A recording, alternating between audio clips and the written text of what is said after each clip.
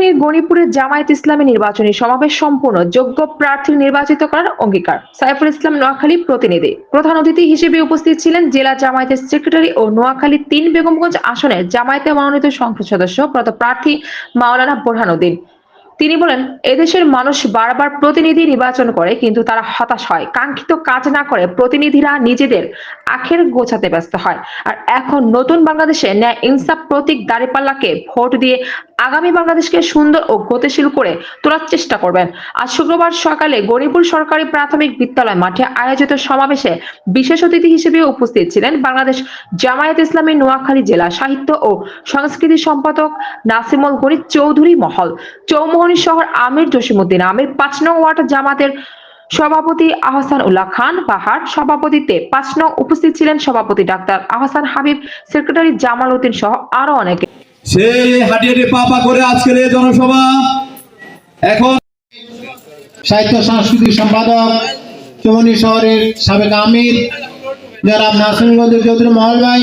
চৌমুহনীবাসী গত ১৭ বছরে চৌমুহনীতে জনগণ কোন শৃঙ্খলা করেছে এই রেকর্ড আছে?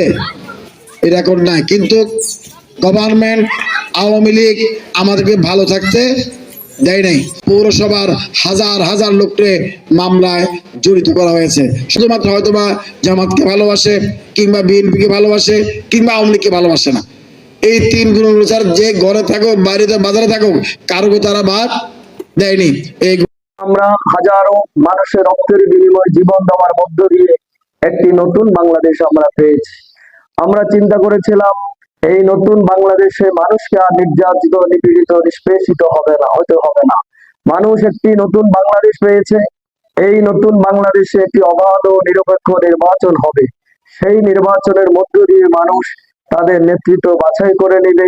তারা এমন একটি সরকার বাংলাদেশে কায়েম করবে, যেই সরকার ইনসাফ ভিত্তিক রাষ্ট্র কায়েমের চেষ্টা করবে।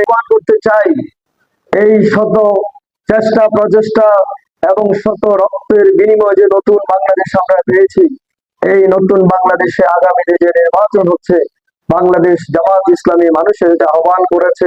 ৫৭ বছরের এই বাংলাদেশে আপনারা প্রতিটি রাজনৈতিক দল, প্রতিটি মার্কাকে আপনারা ভোট দিয়েছেন, নির্বাচিত করেছেন, কিন্তু দুর্ভাগ্যজনক সত্য কোন সরকার এই বাংলাদেশকে দুর্নীতি মুক্ত।